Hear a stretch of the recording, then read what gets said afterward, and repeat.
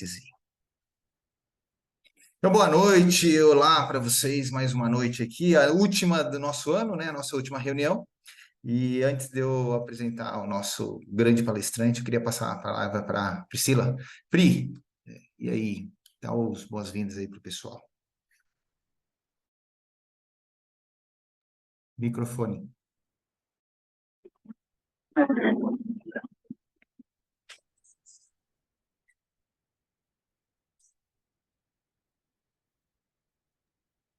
É que eu estou no celular, tá complicado. Boa noite, gente. Nossa última reunião de 2023, vamos ver se continua sendo maravilhosa, como todas as passadas. A reunião passada foi da Daniela Tomé, inclusive é o nome que o Rodrigo está apresentando aí, ele está no computador, está no Zoom dela, né? Então, a gente teve esse ano uma coisa engraçada, que foi a reunião passada foi da esposa, ele estava ajudando ali atrás, e agora é o Rodrigo que está junto aqui com a gente. Muito obrigada por aceitar o convite, vai ser um grande prazer de escutar a tua aula, viu? Obrigado, Pri, prazer todo meu, uma honra, na verdade.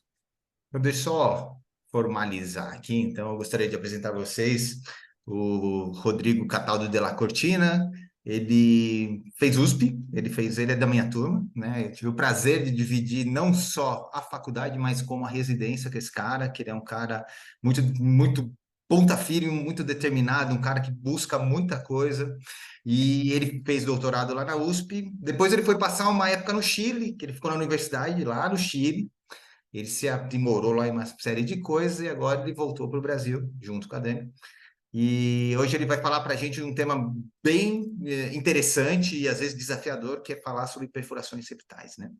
E atualmente ele está lá no HC, ele está no grupo de plástica do HC, e está desenvolvendo um trabalho lá, né, dando a sua contribuição lá, e eu acho que essa aula vai ser bem legal. Rodrigo, mais uma vez, brigadaço, viu, por você ter topado.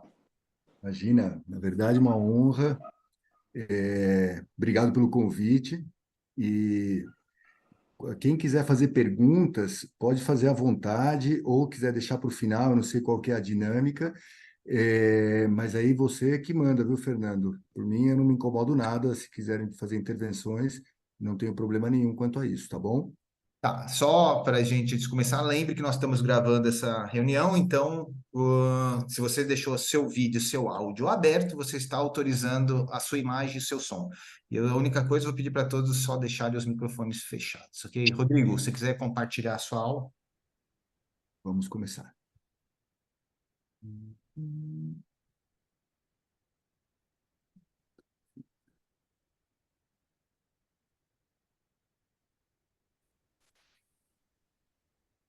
Todo mundo vendo? Vamos lá. Pessoal, boa noite. Mais uma vez reitero o meu agradecimento e a honra de poder estar com meu amigo Fernando e minha mestra Priscila, que foi minha grande professora. Eu devo muita coisa a ela. Nunca está demais agradecer. E eu vejo a presença do Dr. Silvio Maroni, também um grande professor. Dito isso, eu gostaria de dividir um pouquinho minha experiência sobre perfuração septal, que a gente vem desenvolvendo desde a Universidade do Chile, que eu ainda estou ligado ali, eu sou professor assistente convidado lá, e agora professor voluntário na Faculdade de Medicina da USP. Essas pessoas, tirando o cara da direita, são meus colegas e grandes amigos da Universidade do Chile, no departamento de rinologia, o Dr. Rodolfo Nazar à esquerda, o Dr. Alfredo Nazar, o mais baixinho aí no meio. Quando a gente fala de perfuração septal, a gente pode pensar que é um assunto já ultrapassado, que as saídas já estão todas dadas e que não tem muita coisa para se discutir. Mas assim, a gente fazendo um levantamento agora em outubro de 2023, quando estava preparando essa aula, renovando essa aula, a gente percebe que desde 2020, 2019, 2023, na verdade, as pesquisas e as publicações nessa área vêm ascendendo, né? Então, vêm subindo. Culminaram este ano com o lançamento do livro do professor Issama Lobid, que foi que é um professor da Universidade de Barcelona, que é um grande estimulador do tratamento das perfurações septais, junto com o italiano Paolo Castelnuovo, que a gente conhece muito mais pela base de crânio do que pela perfuração.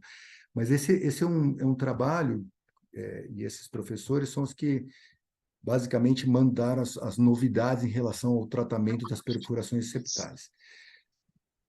E o que é uma perfuração septal? Antes de falar sobre isso, é fundamental a gente falar sobre anatomia. Então, como é uma aula que eu acredito que a gente tem que falar mais sobre anatomia e etiologia do que propriamente tratamento, a gente não pode esquecer quais são as áreas, quando a gente está falando do septo, quais são as áreas que nos interessam e o que é o septo nasal. Então, a primeira parte, que é basicamente a zona 1, que vocês estão vendo aqui, que é a região do vestíbulo nasal, que todos nós conseguimos ver na frente no exame clínico sem nenhuma propedêutica armada. A área valvular, que é essa área número 2, que vocês estão vendo, é a área onde inicia a cabecinha do corneto inferior e onde a gente tem já essa área mais molinha, onde a gente começa a cartilagem triangular. O teto nasal ou ático nasal, desculpa, está faltando um acento, o ático nasal seria essa zona 3. A área turbinal, basicamente, onde está o corpo do corneto inferior e parte do corneto médio, e a arco septal e a coana, que é essa região final do septo nasal. E o que interessa, então, quando a gente está falando de perfuração septal, o que interessa também da anatomia? Não é tanto a inervação, mas sim a irrigação desse septo. O septo nasal, como as estruturas do nariz, tem uma característica muito interessante. A irrigação do septo nasal acontece tanto com o sistema carotídeo interno quanto o sistema carotídeo externo. Então, vamos lá. A gente tem aqui, por exemplo, em vermelho, a área de irrigação da artéria etimoidal, onde estaria a artéria etimoidal anterior. Em verde, a artéria etimoidal posterior. E, como a grande maioria dos nossos colegas otorrinos e residentes já sabem, esses fazem parte do sistema carotídeo interno através do ramo da oftálmica. Aqui embaixo, em azul, a nossa grande amiga colaboradora da grande maioria dos retalhos que a gente faz no nariz, que é a artéria esfenopalatina, que por sua vez é ramo da maxilar, que por sua vez é ramo direto e importante da artéria carótida externa. Aqui está em roxinho, a gente tem a artéria palatina, e aqui os ramos finais da artéria facial. Então, é muito interessante, porque vocês vão ver que a gente tem várias opções mais para frente, quando a gente for falar de tratamento, do que a gente pode fazer através dessa irrigação. E o que é uma perfuração septal? Interessante definir que é o seguinte: o septo ele tem 3 camadas importantes, né? A primeira é a mucosa nasal, a segunda é o pericôndrio ou periósteo, pericôndrio mais anterior, o periósteo mais posterior. Aí nós temos cartilagem, o osso, dependendo de onde nós estamos no septo, e repete, pericôndrio do outro lado e mucosa nasal do outro lado. Quando eu tenho uma violação dessas 3 camadas, uma perda de todas essas camadas dos 2 lados, eu tenho uma perfuração septal. Que a gente tem que saber, quanto mais anterior, mais sintomática, mais incapacitante, e a palavra é essa mesmo, como nós vamos ver mais para frente, que ela pode aumentar de tamanho, e a sintomatologia, isso é muito interessante, porque se eu pensar no tamanho do septo, uma perfuração pequenininha, por que seria tão sintomática? Basicamente, porque se ela for na região da válvula nasal, ou um pouquinho anterior, que seria a zona 1 e zona 2, ela muda a característica da entrada do ar, ou seja, eu tenho uma alteração do fluxo laminar, depois do fluxo turbilhonado e laminar novamente. Isso levaria a aumento de resistência e, portanto, a sintomatologia que nós vamos ver mais para frente. Tá? Então, é por isso que a perfuração septal pode vir a ser sintomática. Quanto mais anterior, mais sintomática ela é. E qual é a etiologia? E aqui eu queria fazer um parênteses. Eu mudei bastante essa aula para falar muito mais de etiologia do que de cirurgias de tratamentos propriamente dito. A razão disso é porque existe uma diferença grande, como nós vamos ver, em que a literatura mundial estuda e o que a gente deveria estudar no Brasil. Tá? Estou falando especificamente de doenças infecciosas. Então, as etiologias principais da perfuração septal são as traumáticas. Tá? Temos as infecciosas, que vamos falar um pouquinho mais de detalhe na realidade brasileira, as neoplásicas, que a gente fala um pouquinho menos, as idiopáticas, os agentes químicos agressivos, né? E as doenças inflamatórias sistêmicas, que podem se manifestar com perfurações septais. Quando a gente pensa nas etiologias traumáticas, a iatrogênica é a causa mais frequente. Então, na literatura, varia entre 18% a 25%. No ambulatório que a gente atendia, tinha de perfuração septal, que é o mesmo que eu estou replicando aqui no HC, essa estatística chega a quase 40%. Tá? Quais são as cirurgias? São as cirurgias que manipulam o septo. A rinoceptoplastia ou a septoplastia individual. A causa principal dessa perfuração é o descolamento num plano superficial, submucoso e não subpericondrial, que isso a gente insiste quando a gente dá aula nos tratamentos cirúrgicos, que se mantenha um plano adequado. Porque quem fornece a nutrição para essa mucosa é o pericôndrio ou periósteo. Se eu o retiro na minha ressecção, eu vou tirar a nutrição desse tecido e, invariavelmente, eu vou ter uma perfuração septal. Então, a recepção mucosa inadequada do septo corresponde a 16% das perfurações septais de maneira geral. Um outro assunto importante é o traumatismo digital, principalmente na população pediátrica. Tem adultos que adoram manipular o nariz, mas quem manipula mais o nariz normalmente são as crianças, né? Até 10, 12 anos, a mania de machucar o nariz, tira aquelas crostas, aumenta sangramento, epistaxe e pode levar à perfuração septal. As cauterizações septais bilaterais, que felizmente são cada vez mais raras, mas antigamente com nitrato de prata se faziam uma atrás da outra, bilateral, que levaria invariavelmente à perfuração septal. Tamponamento nasal agressivo, quando se fazia com gaze, ou um merocel muito apertado. Os hematomas e abscessos septais, os casos traumáticos, principalmente em crianças, quando não tratados e não abordados corretamente. Por incrível que pareça, intubação nasal prolongada por pressão, o mesmo efeito que a gente tem na laringe, a gente tem no septo nasal. Corpo estranho nasal, aí, que é uma urgência no otorrino, que é basicamente as baterias, por exemplo, principalmente em criança, baterias de relógio, que podem levar a uma perfuração rapidamente quando se abre aquela cápsula metálica e a saída, então, do componente ácido da bateria. E, menos frequentemente, radioterapia, e antigamente se fazia criocirurgia para alguns tratamentos de lesões verrucosas, atualmente um pouquinho mais em desuso, que diminuiu a estatística das perfurações por isso. Quando a gente fala de causas infecciosas, a gente tem uma infinidade de doenças sistêmicas que podem se apresentar com perfurações septais. A sífilis, que é a grande simuladora, né? Que aí a esquerda parece um caso de sífilis, mas não é. Esse caso é um paciente com hanseníase. A tuberculose, que também é grande simuladora. Esse caso de febre tifoídea, eu nunca vi paciente, mas está descrito, mas eu nunca vi paciente com isso, difteria também não. Rinoscleroma, mais frequente na África, alguns países da Ásia, nem tanto no Brasil. Mas no Brasil, e por isso está em negrito, a gente tem hanseníase, uma estatística de 2018, Brasil e Índia levavam à frente em relação à hanseníase. A leishmaniose, que a gente tem, como a gente lembra da época da faculdade, a leishmaniose brasilense, a leishmaniose cutânea mucosa, PB-micose, que é uma micose que pode se adentrar por via aérea, a principal via de acometimento é via aérea, né, que é a absorção desses esporos. Actinomyces e mais raramente, mas agora um pouco mais raramente, felizmente, a histoplasmose, que estava muito associada em pacientes que tinham doença de imunossupressão basicamente adquirida, ou estou falando de AIDS, efetivamente, que agora, com os novos tratamentos, diminuiu bastante a histoplasmose pulmonar e também a histoplasmose nasal. Né?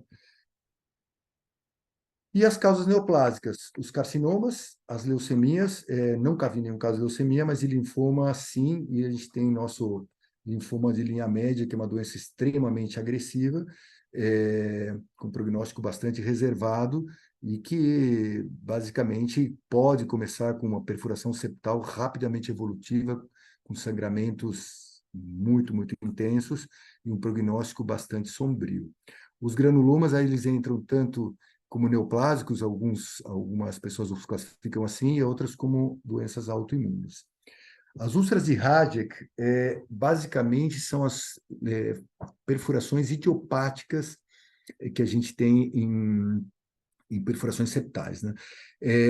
Atualmente, elas têm diminuído a sua incidência é como a enxaqueca, né? Na verdade, não porque diminuiu a incidência, mas porque a gente melhorou o padrão de diagnóstico. Mas a úlcera hemorrágica, basicamente, seria lesões bilaterais de mucosa que levam à perfuração septal e seria como a segunda causa mais frequente de perfuração septal depois das traumáticas barra iatrogênicas, mas que tem diminuindo um pouquinho sua incidência com a melhora do padrão diagnóstico. E os agentes químicos? Então, não é à toa que eu coloquei primeiro a cocaína. Então, os usuários que usam, obviamente, por via nasal, 5% dos usuários gerais de cocaína aspirada, tanto nasal quanto oral, podem ter, porque se coloca em mucosa oral ou aspiração nasal, podem ter perfuração septal. Na nossa casuística, esse número sobe a 15%, tá? Isso representava um número enorme de pacientes que chegavam no nosso ambulatório de perfurações. A heroína é uma droga um pouquinho menos frequente na América do Sul, mas também pode levar, e o mecanismo é o mesmo da cocaína, que é a vasoconstrição. Os vasoconstritores locais, que no Brasil são vendidos aí over the counter, né? Quer dizer, a pessoa pode pegar e comprar na farmácia, não vou falar nomes, mas oximetazolina, à vontade, eles sim, quando usados de forma desmedida por tempo prolongado, podem provocar sofrimento da mucosa, redução de vascularização e perfurações septais, principalmente no local de aplicação, que claramente é região anterior. Laboralmente, a gente tem partículas de pó, cal, cimento, sopradores de vidro, pessoas que trabalham com sal, com a desidratação de sal ou saponáceos, pacientes que trabalham com o ácido crômico e ácido sulfúrico, principalmente nas indústrias de bateria, e aquelas pilhas que a gente colocou, né, que é pilhas e baterias quando colocadas em contato com a mucosa nasal. Então, um pouquinho de atenção em relação à cocaína, que é cada vez mais frequente e prevalente no mundo inteiro, não só no Brasil. E aí a gente chega às doenças inflamatórias, né? Então, doenças inflamatórias incluindo doenças autoimunes, né? A principal delas está ali embaixo, que é o lúpus eritematoso sistêmico, que isso a gente tem que estudar basicamente as doenças de forma sistêmica.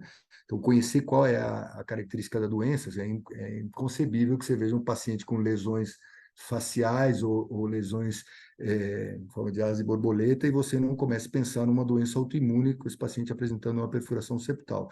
E o lúpus pode abrir com perfuração septal, sim, como primeira manifestação. Aqui a granulomatose com poliangeite, a gente não deveria falar, mas a GPA é a antiga doença de Wegener, mudou esse nome, e a granulomatose eosinofílica é a antiga doença de Churg-Strauss. São doenças que a gente conhece muito mais por polipose maciça, principalmente o Churg-Strauss, doenças pulmonares e renais, e a GPA, que é a granulomatose com poliangeite, que é o Wegener. Muitas das vezes os pacientes abrem com aumento de crostas, um nariz muito feio de se observar por dentro, a endoscopia é essa que vocês estão vendo aqui em cima, quer dizer, não é só a perfuração, você vê que tem todo o sofrimento no septo. Então, a granulomatose, acostumado com a antiga de Wegener, pode abrir com essa característica, com muita crosta, uma perfuração suja, infecção secundária, e é um achado bem florido. E quando evolui para esse quadro que vocês estão vendo embaixo, que é o nariz em cela de montar, né? O nariz em cela, selamento por acometimento de toda a cartilagem. Tá? Atualmente, esse prognóstico mais sombrio do Wegener tem melhorado muito com os tratamentos de imunobiológicos, mas continua sendo uma doença bastante complexa. Doença de Crohn, nunca peguei um paciente isso, mas a gente tem que comentar, né? Artrite reumatoide também não. Seriam basicamente a GPA, a GEPA e o lúpus eritematoso sistêmico. Então, aqui tem uma distribuição em pizza para a gente ficar mais claro como se distribui tudo isso. Então, a gente percebe que esse trabalho é de 2011, tá? É um trabalho espanhol, né? 2011, a gente percebe que os casos traumáticos associados à iatrogenia correspondem a praticamente 40%, essa é a nossa realidade nos ambulatórios de perfuração septal. As causas idiopáticas respondiam por 27%, na minha opinião isso está caindo, e quem a bolacha está aumentando aqui em relação ao uso da cocaína. Tá?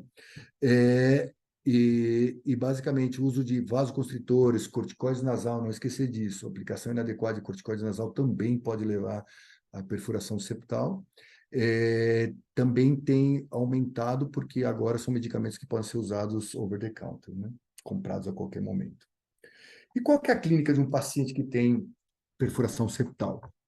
Então, por que ele te procura? Qual que é a razão dele procurar um ambulatório específico ou um otorrino de maneira específica? Porque, assim, primeiro sintoma que apresenta o mais prevalente, qual que vocês imaginam? Obstrução nasal, mas não é sangramento. Começa a ter um sangramento, às vezes uma secreção com laivos de sangue, depois um sangramento vivo, que é espontâneo, para sozinho, para espontaneamente, depois se soma obstrução nasal com formação das crostas, a manipulação nasal, é, essa manipulação nasal aumenta a epistaxe, que aumenta a rinorreia, e aí, quando já tem a perfuração, começa a sibilância, muda a resistência respiratória, muda a dinâmica, a fisiologia respiratória, e aí começa um quadro, abre quadros de cefaleia, muda o fluxo de ar para a região do ático nasal, onde a gente tem o epitélio especializado, e, portanto, o paciente pode evoluir por hiposmia, começa a ter infecção de repetição por esse tecido necrótico que acaba ficando exposto e se infectando secundariamente, às vezes por Klebsiella ou por estrepto mesmo, mas esse vai o ciclo que vai entrando, começa com epistaxe, crostas nasais, depois vira um ciclo vicioso ali de piora de sintomatologia. Então, um paciente que apresenta epistaxe como primeira manifestação é a manifestação mais frequente nos pacientes com obstrução, com perfuração septal. E aí, como que esses sintomas específicos da perfuração se conectam com aquilo que a gente estava falando sobre doenças sistêmicas? E essa tabela é muito bonita, da doutora Lamonier, que fez uma tese mestrado em Ribeirão Preto, agora no ano de 2023. Eu tive a delicadeza de ler a tese dela inteira, e essas tabelas delas são muito interessantes para a gente associar doenças, sintomas e sinais sistêmicos com perfuração septal, porque a gente olha a perfuração septal, esquece de olhar o resto do paciente, e o paciente tem lesão empélica, que eu falei do paciente com lúpus, que está aqui, né? Ou o paciente apresenta sintomas pulmonares, asma de acesso recente, ou os sintomas urinários, e basicamente a gente pode estar à frente de uma doença sistêmica e a gente tem que se responsabilizar por esse diagnóstico, não digo o tratamento multidisciplinar, mas sim por esse diagnóstico, né? E como a gente faz esse diagnóstico? Então, primeiro, anamnese completa. Por quê? Isso não é uma conversa fiada. Tem que perguntar quando surgiu a pessoa saudável, quando surgiu, usuário ou não de agentes vasoconstritores, tanto lícitos quanto ilícitos, tem doença autoimune na família, tem manifestações sistêmicas, como a gente viu previamente. Essa anamnese, pessoal, não dá para fazer em 15 minutos, né? Tem que tomar seu tempo, sentar na frente do paciente e conversar, porque é ali que surgem várias e várias informações. O paciente usuário de drogas ilícitas, normalmente, ele vai tentar te enganar. Não é feio falar isso, porque essa é a realidade, né? É quase que um mitômano. Não, doutor, eu usei quando tinha 15 anos, comecei com 14, usei até os 15, agora tenho 40, e você vê que não é essa a realidade. E o exame físico, o que mais te dá informação, por incrível que pareça, nas perfurações sintomáticas, é a rinoscopia anterior, a rinoscopia simples. Às vezes você não tem nem esse espéculo nasal para os alunos que não vão fazer otorrino, você levanta a pontinha do ilumina, você já consegue ver uma perfuração septal, você consegue ver o sofrimento da mucosa, a mucosa muito pálida, empobrecida, fininha, isso já te leva a pensar em diagnósticos mais específicos. A tomografia de seios da face, atualmente a gente usa de protocolo, basicamente para os pacientes de programação cirúrgica, mas para diagnóstico, quando eu penso em doença granulomatose, quando eu penso em algum tipo de câncer, né? Se eu tenho essa dúvida, ela sim para diagnóstico é fundamental, claramente. Se eu vou fazer um tratamento cirúrgico, que eu preciso programar tamanhos de retalhos, como a gente vai mais para frente, ela vai ser fundamental também. A nasofibroscopia é do nosso dia a dia, a gente faz em todos os pacientes, né? Faz parte de uma extensão para a gente ver o quanto de comprometimento do restante da mucosa tem, se essa perfuração é única, se tem múltiplas perfurações, como acontece, por exemplo, pode acontecer na tuberculose e na hanseníase. E aí vem a história da biópsia septal. Então, aí eu começo a diferenciar o que acontece fora do Brasil e o que acontece dentro do Brasil. Então, aqui a gente tem um quadro de leishmaniose cutânea mucosa, provocada pela Leishmania brasiliensis. Esse veio do Dr. Oscar Pablo, da Bolívia. Então, a gente vê o acometimento brutal da cartilagem, não precisa de nenhum exame para ver o tamanho desse acometimento. E aqui no palato à direita, com aquela cruz em T, que a gente vê no palato basicamente de necrose do palato associado à leishmaniose. A PB-micose, esse é um septo nasal lado esquerdo, você vê essa área infiltrativa, e a mesma visão que parece quase um morango. Essas imagens são da Revista Brasileira de 2003, que falava sobre diagnóstico e PB-micose septal, que essa é a característica da PB-micose, que é endêmica do Brasil, Indonésia e Índia, se não me engano. Opa, não coloquei essas imagens. Essa tomografia é basicamente de um paciente usuário de cocaína, e vocês podem ver que quem já viu um paciente com linfoma de linha média, destrutivo de linha média, é muito parecido.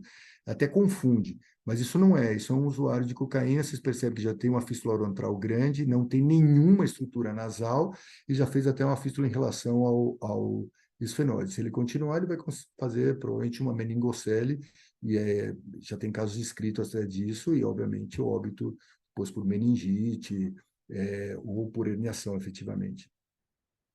E a biópsia septal? Então, eu vou colocar um trabalho de 2010 que é o Dr. Ioannis Diamantopoulos, apesar desse nome, ele é americano, que ele coloca que a biópsia septal não é significativa para diagnóstico da perfuração septal. Então, de 72 pacientes, ele só conseguiu diagnóstico em 2. Então, você fala, bom, então não vale a pena fazer a perfuração septal. No entanto, quantos pacientes dessa série tinham leishmaniose ou PB-micose? 0. Então, essa não é a realidade brasileira. Qual que é a realidade brasileira? Que a biópsia para coccidiose de micose é baseada em 76% se confirmam por biópsia. Na hanseníase, que o Brasil também é endêmico de hanseníase, 50%. A leishmaniose depende do período. Quando é um quadro muito agudo, ou seja, muito recente, e eu tenho, basicamente, a presença de leishmania ativa, eu posso ter o diagnóstico pela biópsia. Muito pouco frequente. Normalmente é um curso muito longo, de anos, de instalação da doença, e o principal teste que tem é o teste de Montenegro. Atualmente tem testes muito mais específicos, eu coloquei essa tabelinha desses novos testes. Esse aqui é um trabalho de 2014, se não me engano, não, 2018, se não me engano. E aí os mais importantes que tem é basicamente a pesquisa do RK39, o DAT e o ELISA, que está aqui. Então, aqui, ó, RK39 como antígeno, o ELISA, e isso já seria mais para a leishmania europeia, né, para a leishmania visceral. Mas aí você já tem testes um pouquinho mais específicos, mas o teste de Montenegro, a intradermorreação de Montenegro ainda continua sendo usada. Mas mostrar que existem várias novidades em relação a esse diagnóstico. Então, no Brasil, a biópsia septal começa a se justificar. Se eu tenho um paciente de zona endêmica com uma lesão septal que me pareça infecciosa, eu acredito que a biópsia septal, diferente do que está escrito na literatura mundial, no caso brasileiro, eu diria que na Índia a mesma coisa, na Sul-América do Sul, de maneira geral, valeria a pena se eu tenho uma suspeita de um quadro infeccioso. Tá? Era 2014 mesmo. E esse fluxograma, voltamos então à doutora Lamonier, doutora Lorena, e esse é um fluxograma interessante de diagnóstico. Então, aqui entra novamente a cocaína, que aí eu vou colocar um pouquinho de detalhes em relação a isso. Então, basicamente, eu tenho identificação de uma perfuração septal, eu tenho história de cirurgia prévia ou de trauma local, então essa é uma coisa traumática, então eu não preciso de novas investigações. Né? Uso de cocaína? Não. Só que aí o que acontece? O paciente nega que usa cocaína. Só que você tem a suspeita de uso. Vocês vão ver que é muito característico. Às vezes a gente chega a pacientes com granulomas branquinhos ainda de uso recente de cocaína. Então, você suspeita do uso de cocaína, eu suspeito de todo mundo, tá, pessoal? Vocês não levem a mal. Mas a gente faz uma dosagem da benzoil e cognina. Basicamente, tem duas formas de medir. Uma, que é a mais comum aqui no Brasil, que, na minha opinião, não funciona, que é medida na urina. O que acontece? Na urina, a benzoil e cognina, que é um subproduto do uso da cocaína, é, ele fica por 4, no máximo 5 dias presente na urina. Então, se esse paciente parou há 15 dias porque ele está se preparando para a sua consulta, eu não vou ter uma resposta positiva. Diferente do teste do cabelo. O teste do cabelo, que funciona, que a gente tira um chumacinho de cabelo, metade de um lápis, mais ou menos, uns 50 fios, de 20 a 50 fios. Você corta bem na base, você tem uma medida dos últimos 3 a 4 meses do uso da benzoil e cognina. E aí, assim, não dá para negar. Se o paciente está mais de 4, 5 meses, aí já está num padrão de desuso da cocaína, pelo menos não dá para dizer que é de uso recente. Se não há suspeita de uso ou exame negativo, a gente começa a pensar em alguns quadros de imunossupressão, e aí vale a pena a biópsia.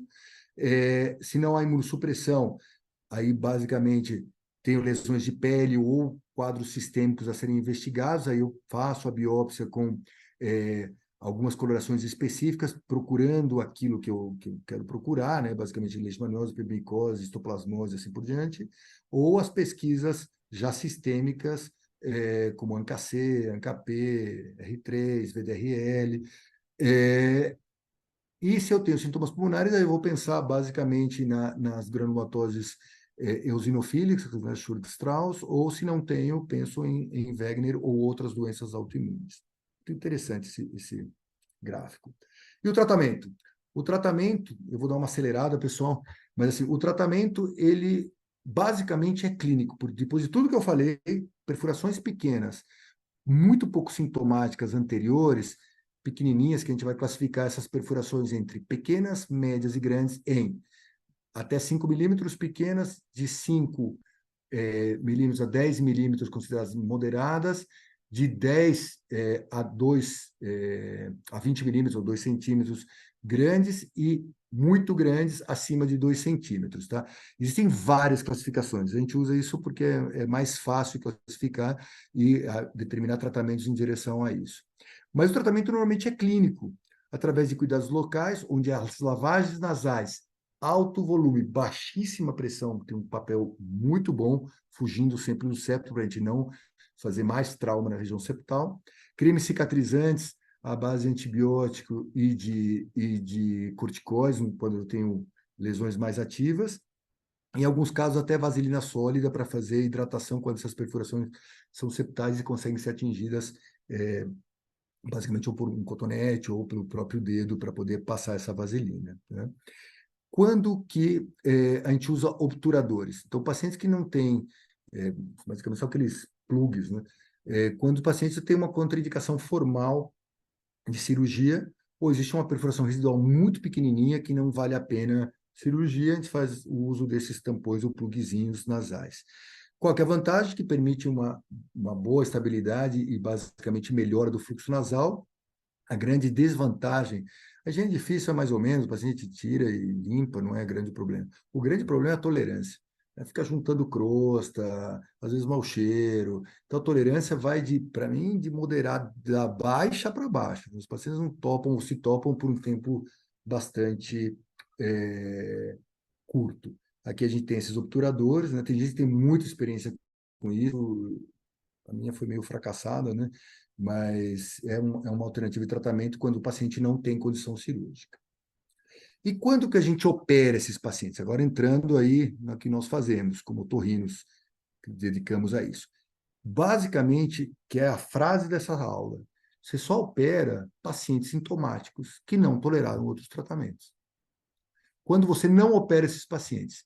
Quando estão com infecções ativas ou inflamações ativas, quando existe um tumor, quando existe uma patologia vascular associada, onde eu não vou poder rodar nenhum tipo de retalho, porque eu vou perder esse retalho.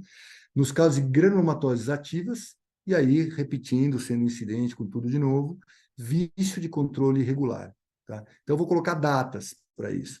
Infecções ativas, basicamente, sinusite, 3 meses. Neoplasia, nunca. O paciente, depois de 5 a 6 ou até 10 anos depois, a gente pode pensar em operar. Patologia vascular, agora com os imunobiológicos, que a gente consiga controlar, ok. Pacientes que têm doenças vasculares sistêmicas que os hematologistas não permitem cirurgia, também nunca. As granulomatoses, 5 anos de remissão. 5 anos de remissão. Se houver uma remissão em 4 anos e 10 meses, 0 cronômetro e mais 5 anos para poder operar esse paciente. E o vício de controle irregular, normalmente a gente pede a liberação do psiquiatra, apesar dos psiquiatras serem mais malucos que os pacientes, a gente pede a liberação de um psiquiatra, mas mínimo 2 anos sem uso. Tá? E aí fazendo o teste de cabelo seriado, porque esse paciente não vai usar e pare, vai usar e pare. Tá? Muito bem. O que tem a ver isso aqui? Isso aqui é o seguinte: a matéria-prima é a mesma, é o nariz perfurado. A forma como a gente vai cozinhar, como a gente vai sair, as alternativas, depende da experiência do cirurgião, dos resultados que ele apresenta, quais essas técnicas que ele está mais acostumado. É basicamente como fazer um ovo. Não existe uma preferência, tem várias formas de fazer. Uma é melhor que a outra. Eu, particularmente, gosto dessa do meio aqui, que são os ovos beneditinos. Dito isso, quais são os tratamentos que a gente tem cirúrgicos? O que a gente pode interpor para fechar essa perfuração? Enxertos de pericôndrio, cartilagem, até mucosa bucal. Qual a diferença do enxerto e um retalho? O enxerto não é vascularizado, o retalho é vascularizado. Então, eu falei do professor Isam Lobit, qual foi a grande sacada dele, junto com o professor Harvey da Austrália? Que é muito mais interessante e muito mais reproduzível e mais seguro usar retalhos para o fechamento da perfuração, porque eu tenho muito menos perda de tecido. Porque a pergunta básica é: os enxertos ficam lindos na cirurgia, mas quem vai nutrir esses enxertos? Né? E aí começaram a surgir diferentes tipos de retalhos, alguns com artérias verdadeiras, outros com, basicamente utilizando a mucosa e terminações arteriais, mas sem uma artéria verdadeira, como esse primeiro, que é como um rotary flap. Basicamente, a gente roda esse retalho mantendo toda essa área preservada. Então, esse retalho ele é cortado até daqui a aqui, cortando inclusive a septal posterior. Isso sangra mesmo. E a gente roda ele para frente. Então, essa estrutura vai ser suturada nessa região anterior. Tá? Qual que é o grande segredo dessa cirurgia? Um retalho grande para que ele não fique tracionado. O retalho tracionado, em qualquer cirurgia de retalho, significa perder o retalho. Aqui não é diferente. Os segundos retalhos que se usa são os retalhos de displacement ou desplazamento, né? Onde eu tenho um superior e um inferior, onde eu basicamente faço uma incisão superior, uma incisão inferior e suturo isso aqui borda a borda, porque essa mucosa vai ficar solta. Tá? Também é um retalho sem uma artéria verdadeira. E os retalhos de piso, que também não tem uma artéria verdadeira. Quando que eu faço esses retalhos? Quando eu não tenho mais arcabouço septal, não há mais osso, basicamente umas cirurgias agressivas que faziam de septoplastia, então deixamos essa estrutura inferior preservada e o retalho vai até, vocês têm que imaginar tridimensionalmente um L, e isso roda, então isso é suturado até a borda superior. E os retalhos verdadeiros, a gente tem o retalho de etimoidal anterior, que é essa raquetinha, para que vocês possam entender, isto vai ser suturado aqui em cima, eu solto todo esse retalho, atualmente a variação de tira essa mucosa anterior para que esse retalho suba mais facilmente, então isso é suturado aqui, e isso vai ficar fechando a perfuração inferior, essa parte sobe reta para cima, então eu tenho como eu enrugasse mesmo esse retalho. Quando as perfurações são maiores, eu tenho acometido o território da perfuração da septal anterior, eu faço um retalho grande, muito grande, incluindo todo o piso, entrando até no meato inferior da artéria etimoidal posterior. Uma visão coronal. Então, esse aqui seria um retalho basicamente de piso, eu jogo ele daqui para cá, e esse vamos colocar de uma septal posterior. Então, eu basicamente, imagina que isso aqui tivesse cortado, eu jogo tudo isso aqui para cima e suturo a borda aqui em cima. E agora? Eu não tenho artéria nenhuma. Felizmente, esses casos são raríssimos, né? São basicamente pacientes oncológicos ou pacientes que tiveram ressecções agressivas por doenças granulomatosas muito agressivas. A gente tem uma paciente que está esperando cirurgia que está assim. E aí a gente faz o quê? Nada, né? Chora, né? Ou, como preparou o doutor Zão Lobide, a gente pensa em alternativas como, por exemplo, usar um retalho pericranial uniobilateral, né? Para perfurações enormes. Esses casos, felizmente, não são do dia a dia, são raríssimos, né? Eu nunca precisei usar um retalho desses, né? Que eles vêm basicamente do frontal, a gente faz, o doutor Fernando, especialista nisso, a gente faz uma sinusectomia frontal, a gente faz uma abertura anterior, como vocês vão ver em um cadáver que a gente secou, que é uma abertura que chama money box, e passa o retalho por dentro e ou sutura ou com parafusinho na região do esfenoide, no piso e na região anterior. Aí vocês vão ver aqui, essa é a retirada do retalho, e aqui, olha, isso é de cadáver, né? Então vocês veem todo o pericrânio dobrado, ele passando por dentro, e agora a visão interna endoscópica, vocês vão ver que o retalho fica gigantesco ali dentro, né? Ele fica enorme, então eu estou trazendo esse retalho, lembrando que isso é de cadáver, né? Acelerar um pouquinho. E olha o tamanho do retalho que fica, ele cobre absolutamente todo o defeito que a gente criaria no septo, por exemplo. Rapidamente, esse é um paciente que não tinha arcabouço inferior, né? Tinham tirado toda a região maxilar, então difícil eu suturar um retalho de piso ali, porque é uma estrutura que eu preciso suturar a região inferior, né? Então a gente fez um retalho rodando aqui da base, suturando essa região aqui em cima, literalmente rodando como se fosse uma porta basculante para cima. Aqui não dá para apreciar muito bem, né? Mas aqui a gente coloca Surgicel com, né, na época era PRP, né, plasmeico em plaquetas, e aqui, muito feia a visão, mas era o que a gente tinha na época, o resultado final com a perfuração fechada e bem bonito cicatrizado e a recuperação da área doadora. Esse é um caso clínico de uma senhora de 37 anos, uma moça, né, de 37 anos, tinha feito uma rinoceptoplastia, no caso, há 6 anos atrás, e uma revisão há 2 anos, que depois a revisão evoluiu com crostas, epistaxe, cefaleia de baixa intensidade, mas que incomodava muito.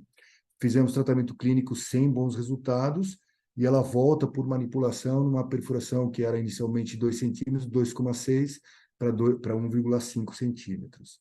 E aí está a medida dessa, e a gente vai fazer um retalho de etimoidal anterior nessa paciente. Então, começa o retalho sendo talhado inferiormente, vamos para o piso, essa é na fossa nasal direita, aí você percebe que essa paciente já fez uma turbinectomia, a mucosa já é bem sofrida, então a gente vai fazer, levanta o que sobrou do corneto, a gente sobe um pouquinho em direção ao meato. E por que a gente faz com cautério? Porque para evitar a retração, a gente já vai provocar retração, porque se eu fizer com bisturi, eu vou ter uma retração de retalhos de até quase 30%. Eu consigo diminuir bastante essa retração, fazendo ela já cauterizando. Então, aí já estamos subindo a parte inferior do retalho, que é aquela parte anterior da raquetinha, a parte posterior do piso, que é isso que vai subir completamente, e agora a gente vai ter que fazer os cortes, tanto anterior do L quanto posterior do L, reavivando as bordas da perfuração, né? Aqui nessa etapa, vou dar uma acelerada, e soltando toda essa mucosa que agora, naquela época a gente tirava, agora a gente já tira um Vzinho para ficar mais fácil rodar esse retalho. Até que felizmente uma boa qualidade de de cartilagem e de osso que ficou, e aí a gente está fazendo a perninha vertical, que são duas, né? Uma mais posterior, essa aí ficou mais para etimoidal posterior que anterior, né? E aí a gente já tem um retalho que ele consegue vir, o segredo é fazer sem muita força, né? Você vê que a mucosa já é bastante sofrida, mas consegue ter uma boa nutrição pelas artérias etimoidais, né? Uma sutura anterior, você vai fazer uma sutura superior, que é essa que vocês estão vendo, e aí a gente começa a acertar a posição do retalho, né? Aí tem que subir mais retalho, soltar ele um pouquinho mais, ele vai ficando bastante bonitão desse outro lado. Na época a gente usava Gelfoan, atualmente a gente usa PRF, como eu vou contar para vocês, e a colocação depois dos splints sem muita pressão. Normalmente a gente quase nem aperta os splints, são todos de silicone. O caso clínico número 13, um paciente de 60 anos que tinha apneia severa, usuário de CPAP, mas ele não conseguiu usar o CPAP porque sangrava o nariz e obstruía o nariz. Desculpa que está em espanhol ainda, não troquei. E aqui, rapidamente, mais do mesmo, né? A gente vai falar de uma cirurgia. Desculpa esse ruído, tá? Não sei, não consegui tirar. Então, ele está fazendo a confecção do retalho, eu vou colocar já mais para o lado final, reavivando as bordas. E você vê como o retalho é sofrido, né? Esse aqui ficou até bivalvado, esse retalho, porque a mucosa normalmente não é muito bonita. No desenho fica bonita, mas na prática a cirurgia sangra, a cirurgia, e tem que cuidar desse retalho o tempo todo para evitar grandes manipulações. E ele é bem delicadinho mesmo. Aí na posição do retalho fica uma pequena falha aqui que a gente vai ter que corrigir, mas a gente não pode tracionar muito o retalho. O importante é soltá-lo lá de trás para ele poder vir bastante aqui para frente. E aí fica todo bonitão, fechando a perfuração. Do outro lado, como eu falava, a gente coloca PRFL, que é plasma rico em fibrina leucocitário. Tá? Atualmente, a gente tem 10 casos operados com essa nova técnica de PRFL, sendo 9 com fechamento completo. A vantagem da plasma rico em fibrina é que ele permite um caminho de nutrição, depois é totalmente absorvido os PRFL, mas permite um caminho de nutrição para esse retalho conseguir se aderir, né? Tivemos uma reperfuração anterior, porque o retalho ficou muito tracionado, não prestei atenção nessa sutura que foi dada por um dos meus fellows, e ficou um pouco tracionado, e foi aí que cortou mesmo o retalho, e aí ficou perfuradinho. Essa publicação sai em 2024. Não usar tampões nasais, silicones não pressionados, 4 a 6 semanas está reduzindo para 3. Não manipular, controlar a curiosidade, os grandes cirurgiões, né, que a gente tem que controlar essa curiosidade. Usar hidratação e não lavagens. Não usar corticoides nasais e evitar cirurgias associadas com um grande diferencial. As rinoplastias abertas ajudam a abordagem das perfurações. Turbinoplastias, turbinectomias não vale a pena fazer quando a gente faz via endoscópica. As rinoceptoplastias sim valem a pena, porque a gente tem um acesso muito bonito para o septo e facilita muito a confecção dos retalhos. Pessoal, era isso. Muito obrigado. Desculpe o horário, viu? Eu acho que eu passei bastante. Mil desculpas. Compartilha aí. E aí, alguém gostaria de fazer alguma pergunta, algum comentário? Eu quero fazer um comentário. Fala, Pri. Normalmente, as pessoas que operam, que dão aula em congresso, essas coisas, né, nunca falam das bobagens que a gente já fez, né? E sempre dá tudo certo, sempre é lindo. E, assim, há uns 5 anos, 6 anos mais ou menos, eu operei uma grande amiga, CRM positivo, operei o septo e ela ficou com um buraquinho. E a gente costuma viajar juntas, e eu ouvia ela a noite toda assobiando o inferno, né? Até falei com o Nunes na época. Então, as bobagens às vezes acontecem, né? Quem opera tem resultados e às vezes a gente tem esses problemas, né? Então, foi uma amiga e médica que ficou com uma perfuração septal, ela está até hoje, ela desistiu de vez em quando ela apita, de vez em quando não, mas no pós-operatório ela usou muito corticoide nasal e usou também descongestionante nasal, e isso eu acho que foi o pior de tudo, né? E médico também é assim, né? No pós-operatório nunca faz tudo certinho, né? Era isso que eu tinha que falar. Concordo plenamente. O CRM positivo é o mais perigoso. Tem muita criatividade nos altos tratamentos aí no pós-operatório. É o paciente mais difícil que a gente tem. Mais alguém gostaria? Eu aqui, oi Fernando, boa noite, tudo bom? Fala, Camilo. Tranquilão? Tudo bem? Rodrigo, boa noite. Prazer, Marcelo. Parabéns, aula excelente. Obrigado, Marcelo. Muito obrigado. E eu queria saber de você, quando você falou na abordagem na rino aberta, tá? Se, por exemplo, em perfurações maiores, a gente pode trabalhar com 2 retalhos, por exemplo, já que a gente vai ter um campo bem mais exposto, né? Você tem alguma experiência com isso, de usar um retalho mais embaixo e depois pegar um mais posterior? O que você acha disso? Então, quando eu não operava as rinoplastias com o grupo e tal, a gente era avesso a operar perfurações com o pessoal da plástica. Depois que a gente fez a primeira, que assim, a visão é espetacular, né? Você consegue ver Sim, de cima, pô, você tem o septo na sua mão. Então, aí você consegue fazer retalhos compostos. O único cuidado que você tem que lembrar que se você rodar um retalho de baixo de um lado, o retalho do outro lado tem que vir de cima. Você não pode sim, rodar os dois retalhos da mesma do região. mesmo lugar. Porque isso pode parecer ridículo o comentário, mas quando você está operando, às vezes existe um tilt mental de falar, não, vou rodar 2 retalhos, você deixa uma área desnudada e ela vai perfurar embaixo, né? Então, assim, essa história com os 2 retalhos, o índice de fechamento é muito melhor, porque basicamente você refaz como que chama, a anatomia septal. Tem até o refinamento de vocês pegarem aquela que eles chamam de, o Dr. Lewis fala da neve de cartilagem, né? O Uhum. snow cartilage. Você colocar no meio dos 2 retalhos, mais maravilhoso ainda. Se você quiser colocar essa cartilagem com PRFL, melhor ainda. Você vai dando mais nutrição para essa estrutura. Mas sim, quando é rino aberto, permite você rodar com 2 retalhos. Tá? Você trabalhar com 2 retalhos. Agora, passa pela indicação de rino.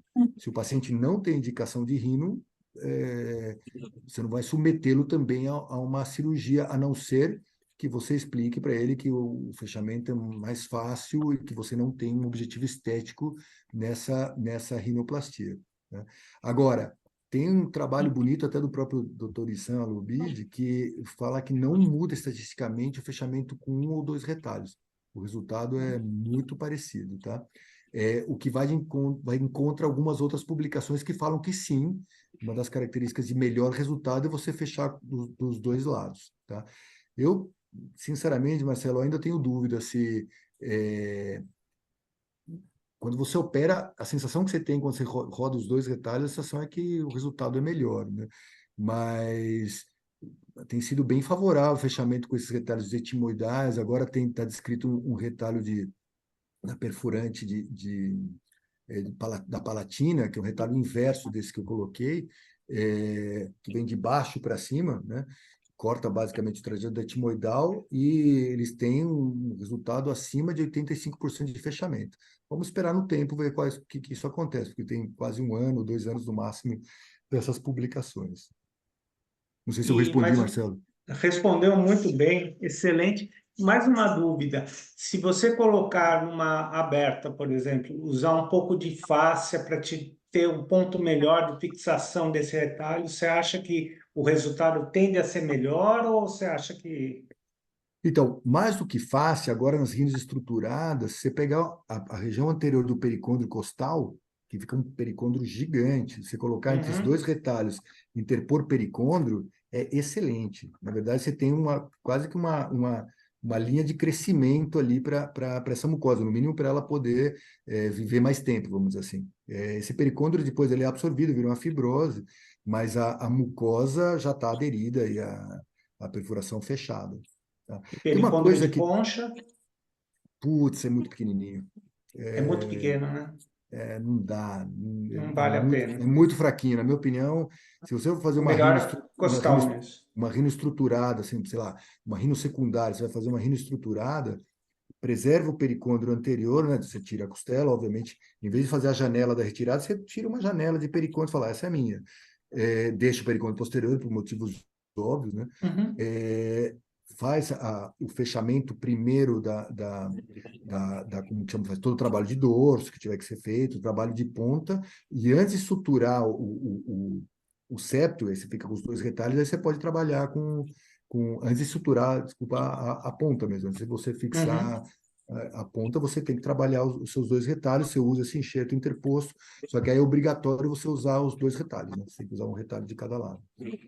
Nas rinos abertas, mas, de novo, quando existe indicação de rino. Indicação, claro. Senão, você vai operar um menino de 10, 12 anos com a perfuração sangrante, você vai fazer uma rino, aí você vai ter um Não problema vale a médico pena. legal ali na sua frente. Com certeza. Obrigado, viu? Imagina, Excelente. imagina. Muito obrigado. Obrigado pela gentileza. Mais alguém? Oi, Fernando. Eu queria Prazer. perguntar. Obrigada, Rodrigo, pela aula. Foi, nossa, muito boa.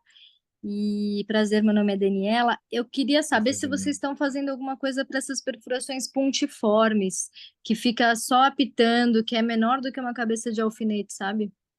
Então, essa aí é a seguinte: duas saídas. A primeira é tratamento clínico. Se ela continuar apitando e o paciente incomodado, você tem que tratar ela com uma perfuração pequena, mas que demanda tratamento. E aí, os melhores retalhinhos para rodar são aqueles retalhinhos que eu te falei de rotação. Você faz um retalhinho para baixo, porque normalmente existe estrutura para baixo. Você faz um retalhinho para baixo, inverte ele para cima, e você sutura a borda inferior e a borda superior. Você pode fazer ele condicionado ao tamanho dessa perfuração. Tá? O X nesses pacientes é corrigir o desvio de septo que tenha residual. Por quê? Porque muitas vezes tem a perfuração, então o desvio de septo que ainda se mantém. Então, você coloca o seu retalho e ele vai morrer por basicamente desidratação, porque fica batendo fluxo, fluxo, fluxo, ele volta a sangrar e volta e reperfura. Já aconteceu comigo, tá? Estou te falando porque a Priscila Sim. falou das falhas, eu falo das mesmas. Fui lá para resolver, olhei como coisa menor o fechamento dessa perfuração, que era muito sintomática.